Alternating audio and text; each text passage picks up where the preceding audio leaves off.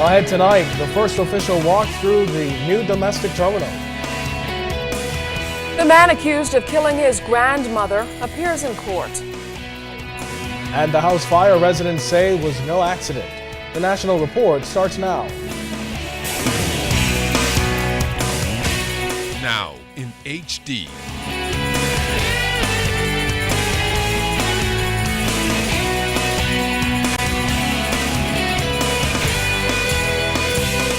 ZNS Network presents The Bahamas Tonight. This segment of the news is brought to you by BTC, powered by Lime.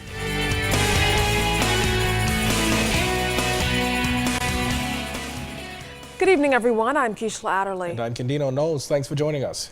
Topping the news, the new domestic departures, arrivals, and international departures terminal was officially opened last evening during a grand ceremony. The opening signaled the final stage of the multi-million-dollar redevelopment of the Lynden Pindling International Airport. Our Charisma Robinson tells us the terminal got the green light as dignitaries, special guests, and even celebrities took their first walk through.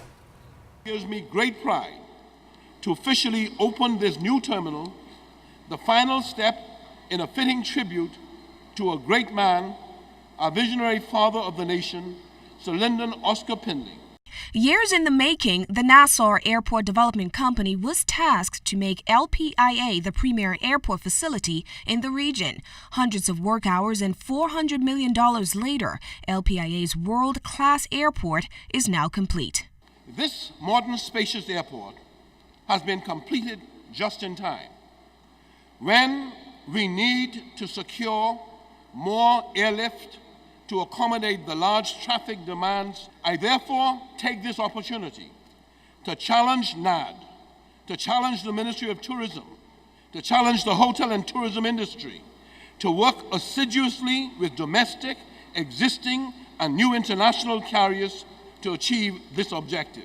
Last night's ribbon-cutting ceremony marked the third and final stage in the transformation of LPIA. It was a colorful evening that saw a special performance by Bahaman and a video tribute to the father of our nation, the man whom the airport is named after.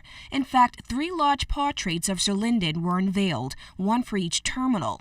It was a proud moment for NAD's CEO, Vernice Joaquin. This one will have a special place for most Bahamians because, a lot of us who travel domestically, I don't think we could have dreamed that we would have access to the same level of amenities and facilities as the U.S. terminal. But with progress comes struggle. Former NAD CEO and President Stuart Steeves, who was involved in the project for 6 years, talked about how they overcame a few challenges. There's been a lot of challenges to get to this point, absolutely. Not the least of which was the economic crisis right at the very beginning when we tried to get the project launched and off the ground. But we prevailed, we succeeded. Steeves and many others shared similar sentiments when it comes to the airport's distinct Bahamian feel. Our airport, Vision of Sir Lynden Pindling, stands on par with any other airport I've ever been in globally. It's really Bahamian-like, very beautiful, but that was the intent. When I came to the terminal, they still had a lot of natural light, was still very modern looking, but still had a distinct Caribbean feel. And so that was really nice, right off the bat. Overall, NAD officials say this new and final phase culminates its work to help make LPIA the best airport facility in the region. Charisma Robinson, ZNS Network News. Well, LPIA's transformation is complete, but the government isn't stopping in its quest to improve the local aviation industry. It's now turning its focus to the beleaguered national flag carrier Bahamas Air, where speculation surfaced recently over possible privatization talks. Andrew Knowles has reaction from both the Prime Minister and his deputy. No privatization talks have begun in any shape, form, or manner. Instead, Minister responsible for Bahamas Air, Deputy Prime Minister Philip Davis, says government has been trying to charter a course to stop the bleeding at Bahamas Air. Davis says government pumps more than $20 million on an annual basis to operate the airline, a financial burden it can't continue to bear. We have been exploring all the options, right, to keep Bahamas Air alive, right, to protect the jobs of employees, short of just shutting it down and putting everybody out on the streets. We are attempting to find ways and means of doing that. If the best means and in the interest of the Bahamian people that we do privatize, then that's what we will do. It was earlier this week when union executives made claims about the possible privatization involving a Chinese company. However, Davis says he's not aware of any Chinese firm being interested. And while Prime Minister Perry Christie says Bahamas Air has to do more to justify being a national airline, he envisions the company in a public-private sector partnership. It is desirable and in the economic best interest of the country and in the best interest of the staff of Bahamas Air that we should bring about the same improvements at Bahamas Air which we have achieved in the transformation of the Lyndon Pindling International Airport. Surely, a country which is a leader in tourism and financial services should be capable of causing Bahamas Air to play a leading and dynamic role in meeting our airlift requirements, which are essential to the growth of the tourism industry throughout the Bahamas. And by addressing the issue at LPIA's Phase 3 opening Thursday, Prime Minister Christie says it signals his focus to now transforming the struggling airline.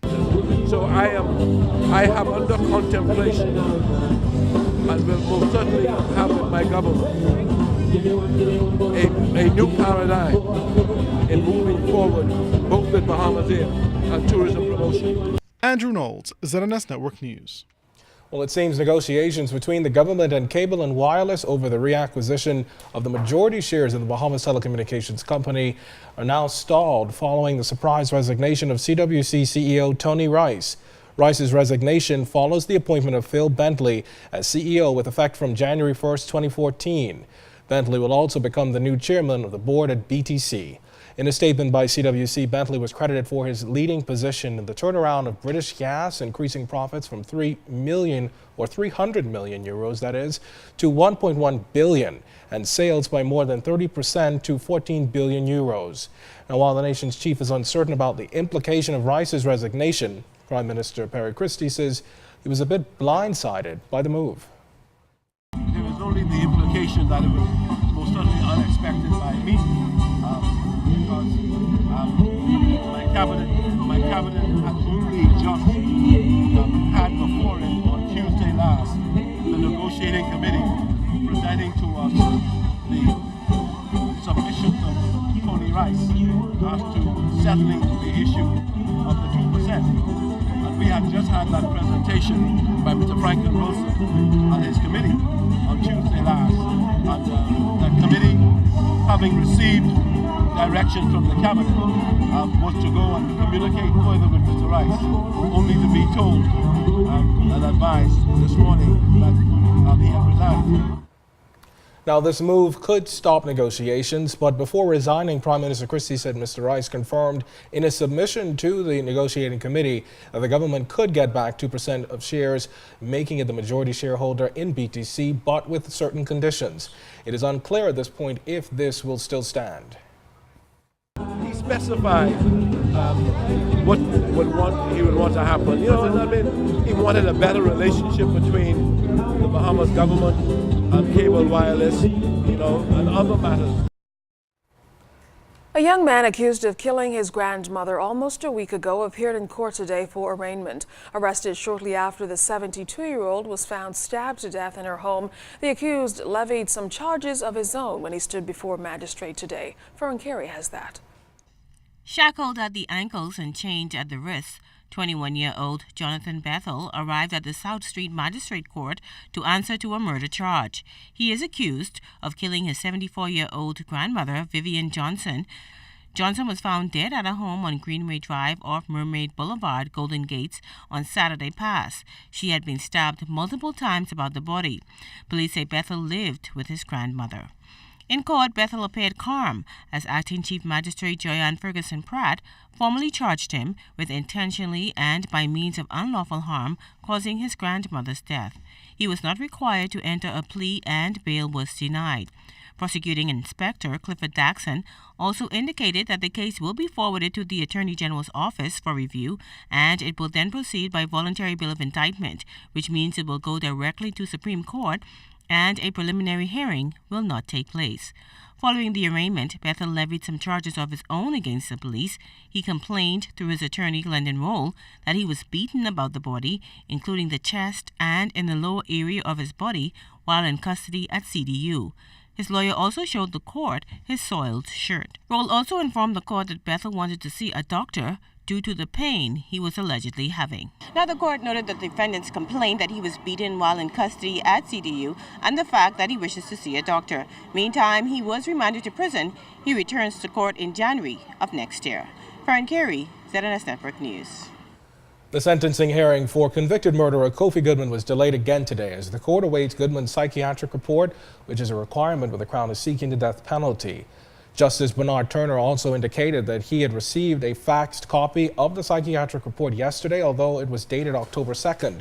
Goodman's attorney, Jeffrey Farquharson, requested that the court waive that requirement for the psychiatric report, but the court refused and adjourned the matter to Monday. However, Farquharson told reporters that the sentencing probably won't take place on that day. What's going to happen on Monday is that we will make submissions to the court. In the case of myself, very brief submissions, because as you know, our position is that what has happened so far has really been a farce. We want to get this part of the procedure over so that we can get to the Court of Appeal. So we don't expect that the farcical nature of this trial so far is going to change on Monday. We just want that to be over and done with, and as quickly as possible. But we believe that the judge will take time to render his decision, and that even after he hears us on Monday, there will still be a delay. Now, as Goodman was being led into court, there was an exchange of words between Marco Archer's family and Goodman, but police quickly stepped in to maintain order. Meantime, Farquharson asked the court to conduct an inquiry into certain issues arising from Goodman's probation report. Well, still ahead, who is being blamed for leaving 12 people homeless? And an upside to the development of Down syndrome care here in the Bahamas. You're watching The Bahamas Tonight.